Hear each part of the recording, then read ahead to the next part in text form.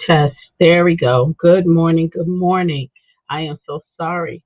I have not been on my streaming in a minute, and for some reason, my my mic was off. So I wanted to say good morning to everyone. Happy August. Yes, we are in the eighth month of the year, 2022. So good morning. I have had a busy weekend. One, I got to graduate or walk rather. I've already graduated last year. So the opportunity to walk was really amazing for me. And it was a closure. And the thing that I wanted to talk to you guys about today is taming your talk because what we speak can be very powerful, very powerful. So let me start off with telling you who I am, as I do always every morning. My name is Renita D. Davis, and I am the founder and mastermind behind International Community Hope Project. I am an author, published author, and official graduate with a education leadership master's degree. So let's get started. Today I wanted to talk about taming your talk. As we go through this faith walk, one of the things that we have to really be mindful of is what we say, because what we say can be very powerful. I'm making sure that everything is in place. My apologies. So let's start off. The first thing I want to do is I want to give you the text. Let's see. Bada, bada. So our scriptures for today are Ephesians. Hold on. No, I don't want to do that one. Okay. All right. Hold on just one second. I'm trying to find what I want to do.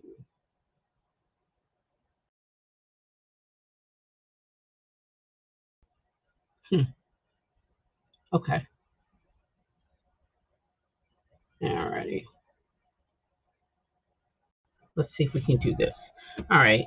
So I typed the messages in, the scriptures in, but I'm going to also put them in the chat. But we're going to start out with Ephesians 4:29,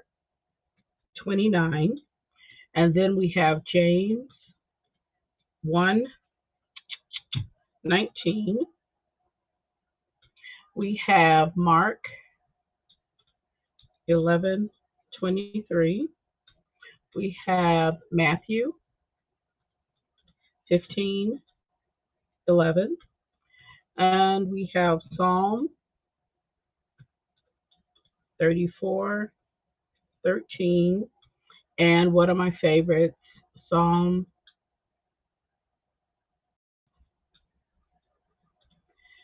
19 and 14. And you'll know why it's my favorite. I think, okay, here we go. So, here are our scriptures for today. I'm going to try to get through all of them. If I don't, you have them there. So, let's talk about every scripture that I read. I am going to read it through the King James Version. So, good morning again. Today is August the 1st. It is the eighth month of the year. We're almost done with 2022. And as we go through this Christian walk, my desire for you is to learn and to understand how our faith really affects what we do. It is a very powerful thing. It is the foundation because in it is every mechanism, every tool that we have, we utilize it in our faith. Okay? So, first one I'm going to read is Ephesians 4:29. And you guys, I paperclip everything so I can get to it quickly. And Ephesians 4:29 says, "Let no corrupt communication proceed out of your mouth, but that which is good to the use of edifying, that it may minister grace unto the hearers." I'll repeat that again. Let no corrupt communication proceed out of your mouth, but that which is good to the use of edifying, that it may minister grace unto the hearers. So when we speak, the things that we say need to be positive, or it needs to uplift, it needs to edify, it needs to not cause anyone harm. And I have noticed lately that the speech that is coming from the mouths of people who are saying that they are Christian, saying that they are believers, can tend to not be in that positive light. And sometimes that even includes when you speak to yourself. I'm sorry, guys, it's kind of warm. Anyway, when you speak about yourself, or when you're speaking over yourself, it needs to edify. You need to edify what you're saying. You need to make sure that you're speaking life. All right. So James 1:19.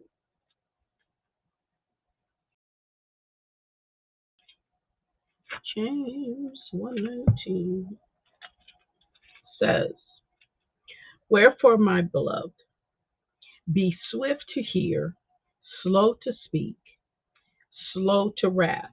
For the wrath," and then 20, so it's actually James 1:19 and 20. "For the wrath of a man worketh not the righteousness of God." Let me read it again. Number 19. "Wherefore, my beloved brethren, let every man be swift to hear, slow to speak, slow to wrath." 20. "For the wrath of man worketh not the righteousness of God."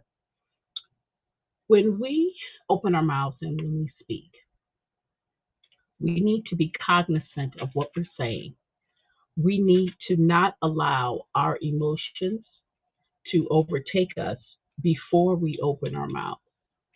As a believer, we have to understand that how we talk has a lot of weight behind it, not only for the hearers, those who listen, but it also has power for those, for the heavenly. Because when we speak into existence what we're doing, or what we're saying, or what we're thinking, or what our desires are, that is an activation. We send it up and God hears it. So when we speak, and always remember this, we are a part of who God is. We have his DNA. We are his children. We were created from him. So, and I say this all the time. So if God speaks things into existence through him, so can we. In my devotion, I mean, not my devotional, but in my ebook, I talk about what you speak and the power that it has. And one of the things that I just did an overview last week, the second portion of it, or the second and the final portion of it. I talked about speaking, and that we have to really be aware and be cognizant of what we say, because what we say does actually happen. It may not happen immediately, but the more we speak it out, the more it comes to pass.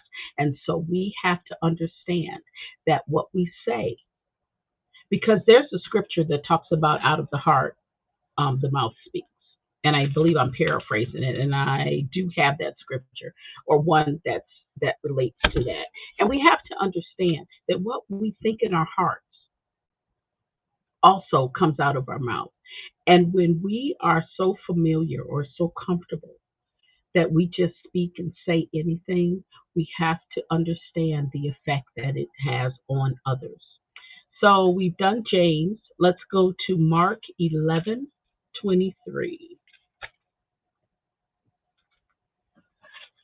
Okay, Matthew, Mark. Here we go. Mark 11:23.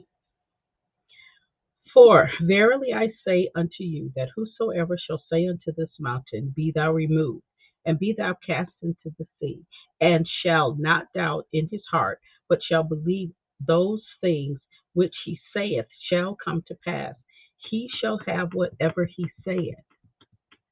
That is Jesus speaking.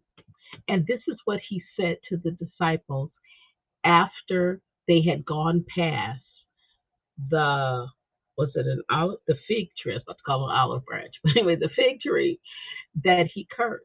Because remember, as he was going by the day before, the fig tree, he was looking for fruit, and the fruit did not.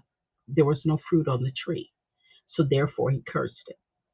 Now they go back and they coming through, and guess what?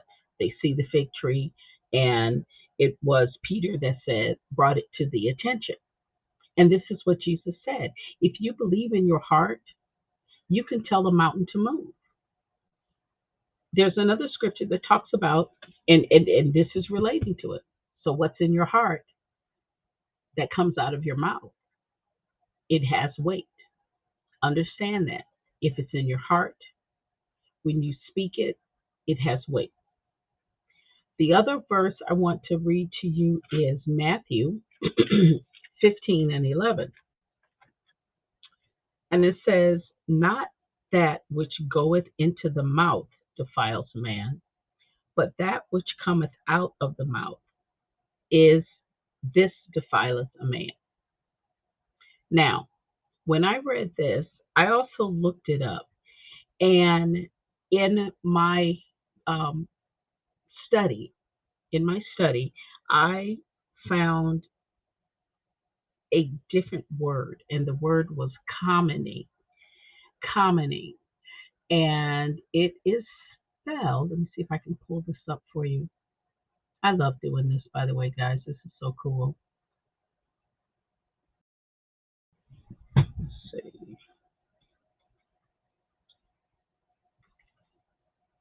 Got to learn how to spell it.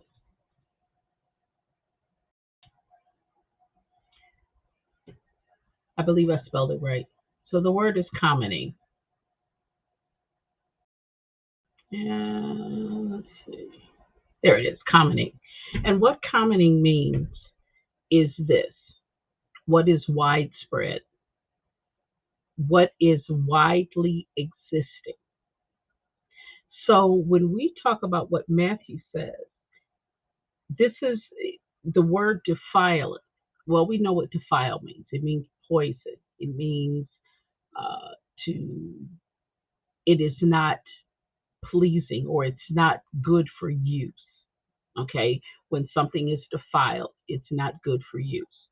The other word that I found when when doing my study for the replacement of defileth was commoning. So it says, not that which goeth into the mouth commons the man, but that which cometh out of the mouth, this commons the man. So what does common mean? This means that you are falling into the space of what everyone else is doing, what's widely spread, what's widely existing. So the speech that comes out of your mouth, if you're speaking like everyone else, this is what negates our witness. This is what negates our witness. When we can talk like everyone else, when we can speak, when we can think, when we can act, these are the things. If we're just like the common man, these are the things that negates our witness.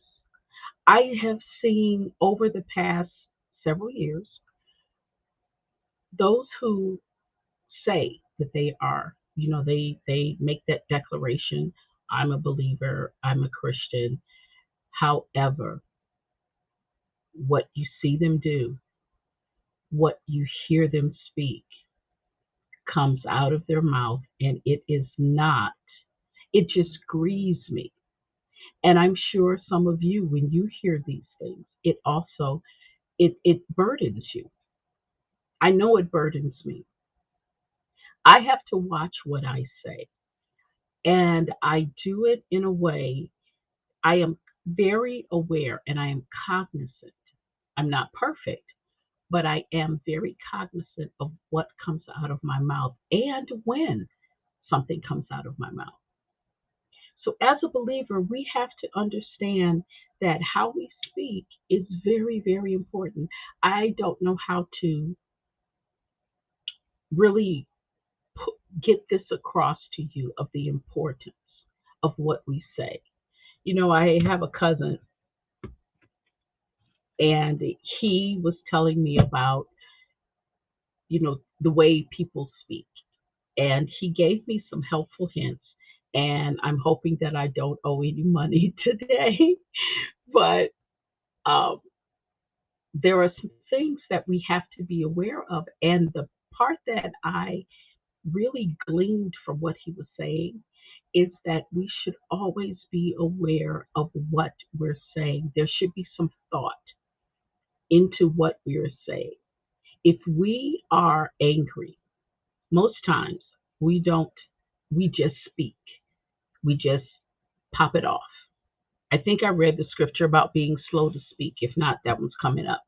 But we need to make sure that what we say is thoughtful.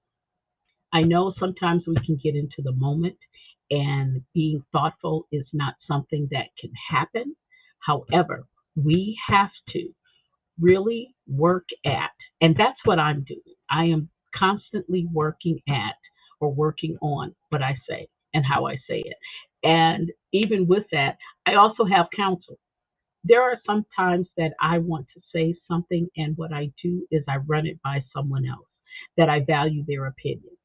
And I ask them, how does this sound? Because when I write, I want to send messages in love. I want to. That is my intent.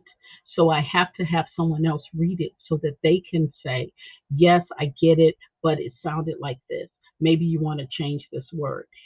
Sometimes reluctantly, I will change it because I understand the impact of the words that I say. So, as faith believers, as faith walkers, please be aware of how you say things. Next scripture, Psalm 34. Oh, before I forget, there's one more thing I want to talk about. The word speak. Oh, you know what? I'll do it after this one. Let me find it. Okay, this is a perfect one. Perfect segue. It says, keep thy tongue. Oh, sorry. Psalm 34 and 13. It says, keep thy tongue from evil and thy lips from speaking guile.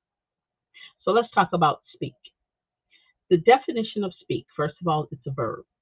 And the definitions that I found, and this is just regular dictionary definitions, say to say something in order to convey an information, or and to serve as evidence of something. So what I am doing now is conveying information. To serve as evidence of something, that is what we do when we speak. So if we are, um, how do I put it? If we are if we're a preacher, let's say a preacher, I'll use a minister.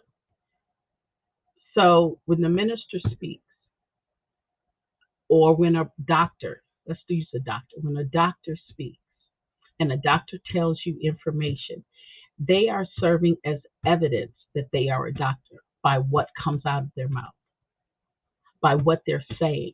You understand that they are a doctor or lawyer, the way a lawyer speaks, the way they relate information. They are serving evidence of something. that they are a lawyer. When you hear them, you know who they are. Okay. Third, it's a sound when functioning. It's a sound when functioning. For example, when we listen to music, this is more leans toward the musical side. When you listen to music and someone's playing the saxophone or someone's playing the piano, I love classical music. And the fact that that sound stirs up an emotion or feeling or reaction, it is known to define it as speaking.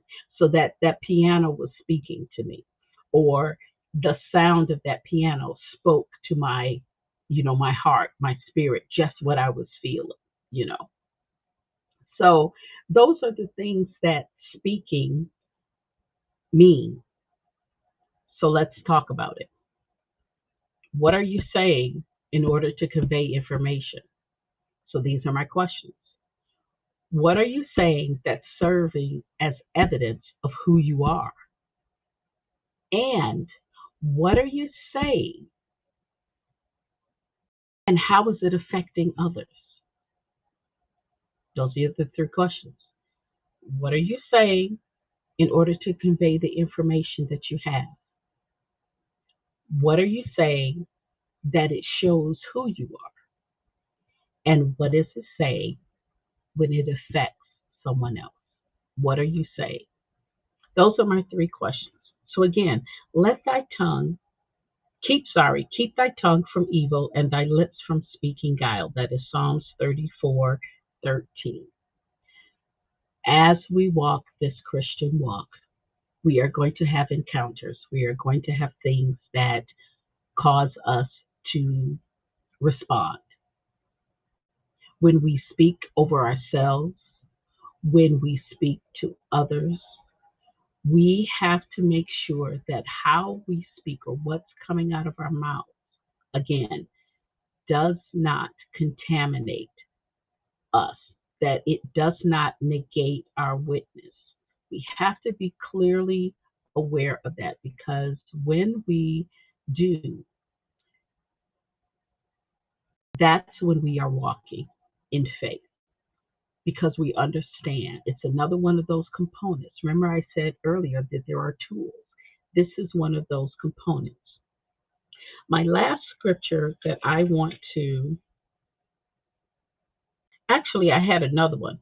I want to read this one real quick. It's a proverb. In Proverbs, there's like tons of them. I didn't write this one down, but this was another one. It's Proverbs 18 and 20. And it says, a man's belly shall shall be satisfied with the fruits of his mouth, and with the increase of his lips shall he be filled. Then it says, death and life, and this is 21. Death and life are in the power of the tongue, and they that love it shall eat the fruit thereof. Now, this one kind of threw me because I was trying to figure out eat the fruit of what. So I go back and I do my little study, and I find that when it talks about, and they that love it shall eat the fruit thereof, they're talking about the gift of gab. When you love to talk, when you incessantly just spout off at the mouth, you're going to wind up eating the fruit thereof. So whatever you say, it's going to come back. So just remember, we all have the gift of gab. That is one of the things that we have been given on this earth is the ability to speak. We have human rights to speak, but please understand and please know that what you say will come back. Just like Jesus when he cursed the tree. We could say to a mountain, move, but we have to believe in our heart and we have to know without a shadow of a doubt that it's going to happen. So when you speak things, understand that it is coming from your heart, whether it's really a quick and flippant thing that you say, because we say it all the time. Oh, this is killing me. Is it really? We have to understand how the jargon that we say, the cliches that we say. You make me sick. Do you I really? Did I really do that? But what you're doing is you're conjuring up sickness. You're speaking it into existence. Understand that when we speak, things move, things happen. Because who are we? We are a part of the body. And if God could do it, we have the ability to do it also. But we believe in our heart. And when our heart speaks, when something is in our heart, our mouth will let it out. It's inevitable. So please understand. So I'm going to leave you with something that has always been with me, um, and I love it. It's from my Baptist days or my days of being in a Baptist church, and it is called the benediction, one of the benedictions. And we used to say this all the time. And it wasn't until I did this study that I really got it. So I'm going to leave you with this Psalm 19 and 14. Let the words of my mouth and the meditation of my heart be acceptable in thy sight, O Lord, my strength and my redeemer. I will read this again. Let the words of my mouth and the meditation of my heart be acceptable in thy sight, O Lord, my strength and my redeemer. Let the words that come out of your mouth edify God. Make sure that it does not negate your witness. Make sure that what you say is in a way that can affect a positive response from others.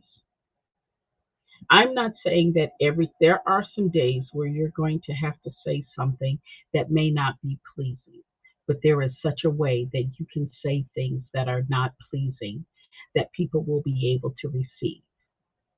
So be aware. We don't have to always say exactly what we feel because we're not being cognizant, we're not being aware. Is it edifying Christ? Is it really showing witness to who we are? So, my question is, who are you? If you're a believer, if you're a faith believer, if you're a faith walker, make sure that what you say shows the same. Have a good day, everyone. This was totally 30 minutes. My apologies. I try to make it about 15. Have a blessed day. Remember what you say, guard your heart so that what comes out of your heart, what is in your heart, sorry, and comes out of your mouth is positive, it edifies, and it pleases God. Thank you. Have a good day. And again, happy first day of August. Take care now. My name's Renita D. Davis, and I am the mastermind behind the Measure of Faith Group and the International Community Hope Project. I want to thank all of those who are listening and those who will be watching the replay. Have a good day. Bye now.